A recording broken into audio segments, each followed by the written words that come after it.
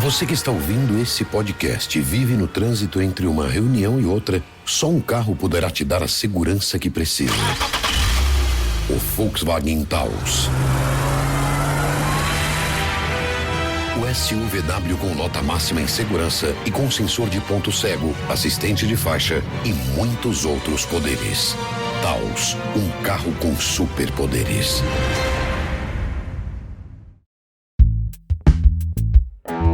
Today on CityCast Boise, we're covering the breaking official Supreme Court decision about emergency abortions in Idaho, then discussing the escalating pride flag thefts and vandalism in Boise, plus how to be safe and have fun this 4th of July. It's Friday, June 28th. I'm Lindsay Van Ellen, and this is what Boise's talking about.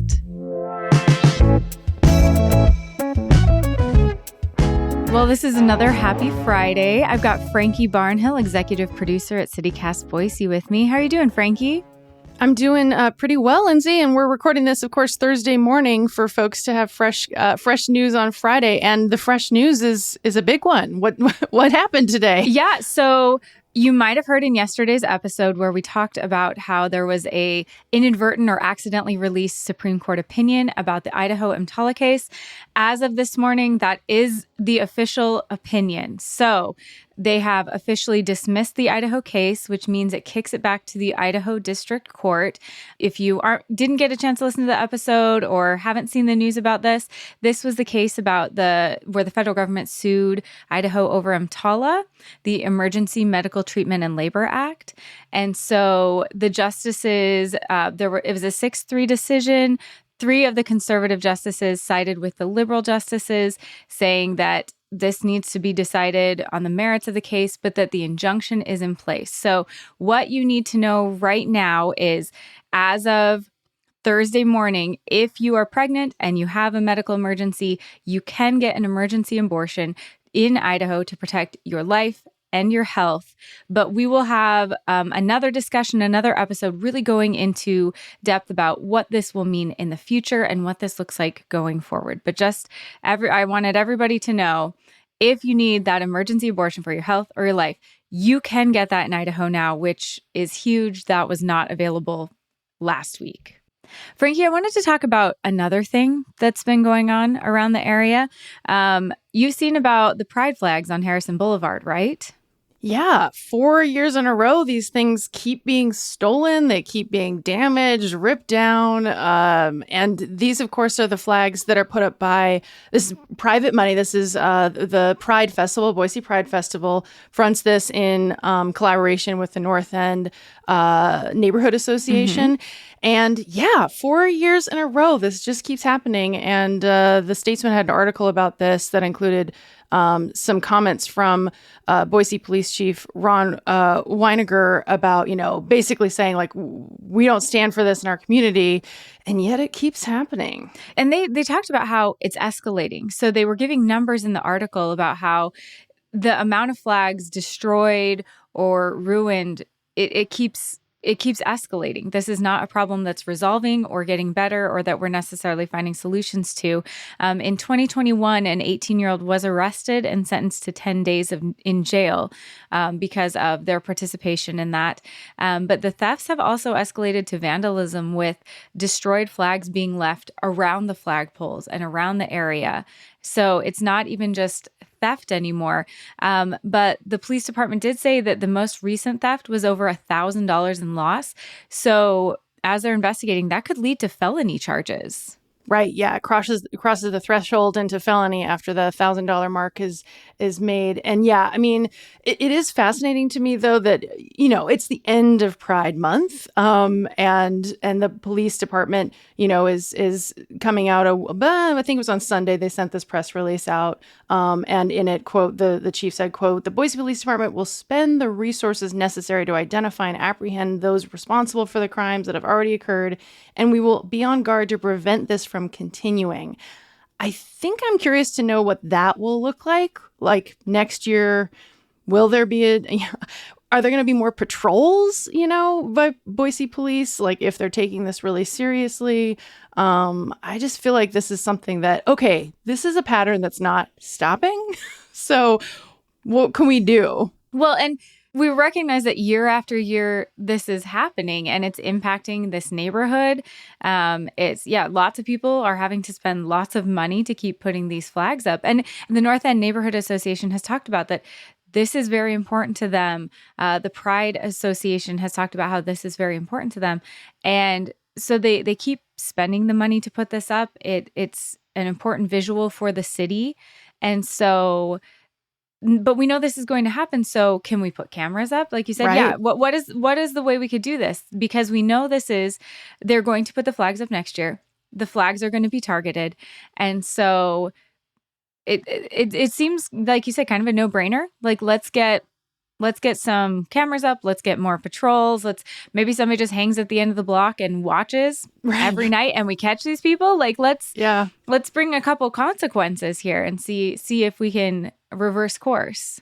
And of course, I mean, the North End being one of the most liberal parts of the city, obviously it's being targeted for that, because of that. And I do think, it's interesting too, besides the Harrison flags that are being stolen or destroyed or whatever, also private property that people around the North End that are hanging, different versions of support of flags that support the queer community, the LGBTQ community, that things have been targeted on their private property too. Like, that's doesn't seem to be going away either. And of course, that makes it more complicated because it's spread out across a whole neighborhood rather than but if nothing else, those Harrison Boulevard flags are the main obvious target. Absolutely. Well, and it's not just that they're targeting the flags. I'm glad the Statesman article brought up that they're also, ripping down the poles, destroying the poles. And so people in the neighborhood are having to, collect metal. They're cutting, drilling, and deburring the poles to replace the damaged ones. So this is creating a lot of work for the members of the community. Yeah, and those poles, I mean, they hang the American flag too. So that's an interesting point to make. Do you remember too, what was it? A couple years ago, there was that Oregon man, what was his name? Matthew Lehigh, I think. Oh, yeah. I did a TikTok about him. Did you? Yeah. He was the one he's from Oregon. He was arrested, pled guilty to 2 felony charges of violating the Federal Hate Crimes Prevention Act for vehicular assaults, and he's serving a 3-year sentence. But he also admitted in court that he also set a pride flag on fire, broke windows, and punched a man after calling him an LGBTQ slur. So then that pride flag, I believe, was on private property in the North End. So it's interesting, though, because he was charged under the federal crime. There is no state hate crime that would protect LGBTQ individuals and people who are having these pride flags. If it's a targeted act, which it seems to be, then there's no state crime that protects folks who are queer, who are in this community. Well, and I think this speaks to, I know that there's been pushes in the past for state hate crime laws for the LGBTQ community. I think this speaks to why that is still relevant, that this keeps happening. It clearly is targeted. They aren't ripping down, sunflower flags and just all the flags along that street, American flags, any other flags. They are clearly targeting pride flags again and again and again. I thought Eric Hagan, who is the board president and planning and zoning chair of the North End Neighborhood Association, put it perfectly in the Statesman article when he said, "It keeps happening because there's ignorant and bigoted people in this state that can't handle someone living life differently than them." That is why we need hate crime statutes, because unfortunately, hate crimes exist. And so I really hope, of course, I'm hoping this stops. I'm hoping that there's a plan in place to prevent it. But this is also a minority targeted community in our state and in our community, in our city of Boise, that this is why we need hate crime statutes in this state. Clearly, they're still needed.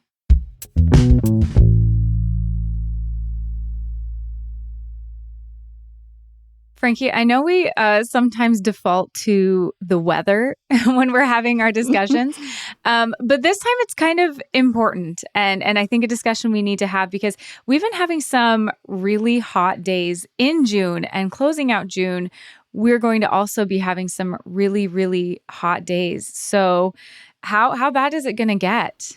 Yeah, I mean, in the age of climate change, the weather is not small talk. No. It's big news. So, yeah, we've had, Boise's seen some hot days throughout June, some peaks and valleys, but, in the upper 90s.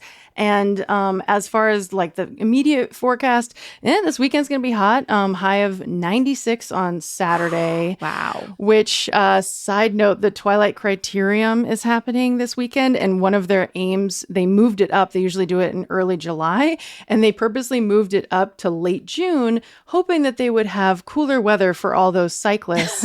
Not so much. Didn't move it as much as was needed, apparently. Yeah, maybe with climate change, maybe we need to even think about earlier in the year. Anyways, so heat's staying with us in this weekend, and then like early next week, upper 80s, so a few degrees cooler, but around that 90-degree plus mark around the 4th of July. Yeah, it's going to be quite hot. And this kind of heat can be really deceptive, especially I know everyone talks about wet heat versus dry heat, but I think sometimes in dry heat, you think you're doing better. Right. You're safe or something. Than you are. Yeah. Or you're like, I'm fine. I'm just a little warm. And you can get hotter more quickly than you realize. Yeah. Especially with 4th of July, there's lots of outdoor activities. You're going to the parade, you're going to picnics, you're, going to be out at somebody's barbecue. You may be out all day. Right. And just not realize how hot you're getting, especially everyone needs to be watching out for small children and babies. They can't thermoregulate as well as adults can. And older people in your lives, the elderly, also cannot thermoregulate as well as you can. So you might be okay, or you might have been really focused on drinking your water, staying really hydrated, getting in the shade when you need to, but make sure and watch out for people around you. Yeah, that's such a good point. Did you see there's already 2 people who did die of heat-related deaths so far in Idaho? It's always devastating, always sad. But I think it is surprising that already in June, we're seeing that. That maybe speaks to it has been so hot and how dangerous this really can be. Okay, can I put your nurse hat or your former nurse hat on again really fast? Yes. What are some of the symptoms people should be looking out for with heat stroke? Yeah, so first you should notice one of the easiest ones is if you're sweating. So are you everybody sweats when they're hot, but are you sweating a lot? Like so much that you're like, oh, I am really dripping. Okay, you're at risk of heat stroke. Or interestingly enough, if you feel like you're not sweating anymore, that is a huge, dangerous sign that you are at risk for heat stroke. You need to get inside. You need to get in the shade. So either extremes of sweating, watch out for that. Is your skin hot, red? It could be dry or damp, again, with that sweating, flushed or very pale. So again, if you're noticing someone around you is getting very pale, they're sweating profusely, they need to go inside. They need to get some water. If you suddenly develop a really bad headache, dizziness, or even it can get kind of extreme where people are having things like slurred speech. And then, of course, if it's getting really bad, you're going to see fainting or an altered mental state. If you're getting to that point, absolutely you need to be calling emergency services. That is a medical emergency that could be life-threatening. But the recommendations are always go to a cooler place, preferably somewhere air-conditioned. Try to reduce body temperature with cool cloths at the neck, groin, and armpits, or if you can get them into a cool bath. Not cold, you don't want to shock them, but just cooler. And you can work your way as their body temperature starts to regulate more it's and cooler. Try to get them in a fan. If you can remove some excess clothing, that can help with temperature regulation. So it's one of those things that I think people don't always think about. Yeah. And it can escalate really quickly. And you don't want to have to think about it when you're having fun, but no, you should be aware of it. Yeah. Yeah. So just especially where we've already had those 2 deaths, young people, babies, and the elderly, everybody is at risk. But those groups in particular, please keep an eye out on those groups while you're enjoying your 4th of July, enjoying the summer weather. Yeah, great PSA. Thank you. And that's not the only PSA going into the 4th of July that we need to talk about, Frankie. Yeah. Because we've already had some fires, right? Yeah. Yep. Boise, it is early. It is early for this stuff to be happening. So be extra smart. I mean, people are so stupid on the 4th of July. We know this. Yes. And reminder, those aerial fireworks, those are illegal. But that doesn't mean people don't shoot them off. That happens every year. So yes, there's plenty of fireworks shows that like every community is doing them. It's such a huge risk. Just go to the park, go to the Ann Morrison, go watch, go wherever, get a good view of the community fireworks. Just enjoy that. But yeah, I mean, it is going to be risky. We have seen that 36-acre fire about a week and a half ago in the Boise foothills in the Polecat area. When I saw that, I was like, oh boy, we are off to the races. Because starting off strong. And it did threaten, I think, at least one house or an outbuilding for sure.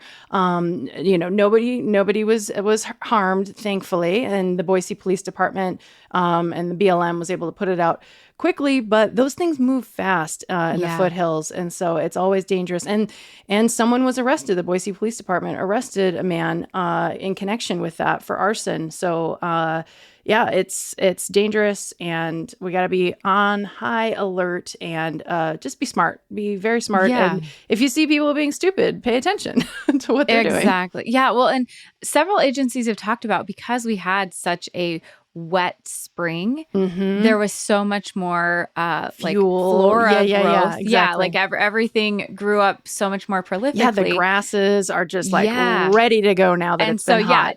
Now it's hot and dry and they're all dead. Yeah. And so like you said, just please don't be dumb. Just think about it. Your actions can affect others. Just think about it. Yeah. And don't be dumb, because I'm kind of nervous. We're still in June. I know. And already having fires. I'm really nervous about what this will look like into July and August. Yeah, well, I have some kind of not great news on that front, because looking at what the National Interagency Fire Center, which is based in Boise, but does predictive work looking at wildfire risk across the country, when I looked at their most recent prediction map, that, again, was issued in early June. So before we actually had all this June heat. So the next map that they'll issue isn't until July 1st, and I'll be curious to see if it's changed much. But yeah, I mean, we've been kind of lucky the last few summers where Idaho didn't have huge, massive fires, though we did have to deal with the smoke that came in from other states that were having the fires. So it wasn't like we totally skated by. But it doesn't look great. Like I said, as of June 1st, Southwest Idaho is supposed to have above normal wildfire activity in July, August, and September. And July's a little bit early to be in that red zone here in Southwest Idaho. Yeah, I was going to say, usually in July, I still think we have some time. We can do some outdoor activities, picnics, things like that. We aren't really getting the fires or the smoke. So that is a little disheartening, knowing that we've got that extra risk. And just so hopefully everyone will take that seriously. Yep. And if I could just say one more thing, or one more recommendation, is maybe get an air filter now if you don't have one already, or there's DIY ways to make one cheaply, because that smoke, whether it's going to be coming from northern Nevada, which also has really high risk for fire this year, starting in July. Southeast Oregon, also all that great forest land over there, could potentially be burning a little bit and wafting smoke into the Boise and the Treasure Valley area. So even if this doesn't come true, that we don't have this wildfire potential, our neighbors still will. And once that smoke hits, having your air, at least inside, be a little bit cleaner is definitely a smart move and can protect your health. Okay, Lindsay, what's your pick of the week this week? What are you thinking about? So my pick of the week is Idaho librarians, because starting July 1st, the book ban laws are going to go into effect. And I know from having talked to them They are stressed about this. They are really trying to figure out ways to keep resources and books available to the community. They're getting mixed messaging from lawyers and, legal advice about what they can do, about what they can't do. And I know this is weighing so much on them, and they really just want to support their communities. They want to make sure everyone has access to books and materials and ideas, and to be able to have be able to access that like we normally do in our public libraries. And they want that for all the members of the community.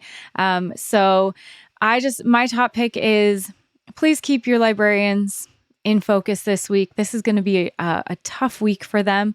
If you can show them support, let them know that you support them, you appreciate this effort, that, they've been targeted by the Idaho legislature. It's making their job harder. It's making their lives more stressful. And they just want to be librarians. And so, my top pick is, if you can find a way to show support for a librarian this week, or to reach out to librarians this week, I know it would just mean the world to them. I love that. Yeah. Maybe, go read some band books, join a band book club somewhere. Take them some coffee gift cards, man. They need it. Yeah, for real. Just something, or even just let them know you're thinking about them and you understand this is really tricky. So what about you, Frankie? What's your top pick of the week? My top pick of the week is that the West Valley Humane Society, which is based in Caldwell, got a new roof. And they kind of cut the ribbon on that this week. And it might sound small, but apparently it's a really big deal for them. KTVB reported on this. But basically, having their previous roof was just like falling apart. There were like literally, when it would be raining, there would be issues, all kinds of things. And of course, when it'd be hot, the animals would get hot faster. So new roof, new structure is definitely helping to protect all those adoptable animals, which that I guess is my sub pick of the week is go to the West Valley Humane Society website, but at your own risk if you're an animal lover, because every time I go, that's a dangerous suggestion. Should I adopt another dog for my dog so that she can have a brother or sister with her? But the folks over there, we've had them on the show before, and they're just really take such good care of stray animals and animals that need homes. So I'm glad to see that they have a new roof, and they do. They're trying to have the shelter be more open, where you can just like walk in, but with staffing issues, they've struggled with that a little bit. So be patient as far as, wanting to go see animals. They definitely want you to adopt the animals. It's just a matter of making sure that they have the right staffing available. And oh my God, sorry, I'm scrolling actively right now, and there is a dog that looks exactly like my dog. Does your dog absolutely need a sibling now? Yes, she desperately needs Buddy, who's a 3-year-old Australian cattle dog mix, and he looks so cute. So anyway. I would say a fun weekend scroll that might end in some pet adoptions. Yeah, for real. Well, thank you so much, Frankie. This was a great Friday episode leading us into the weekend, and I hope you also have a good weekend. Yeah, stay cool. Have fun.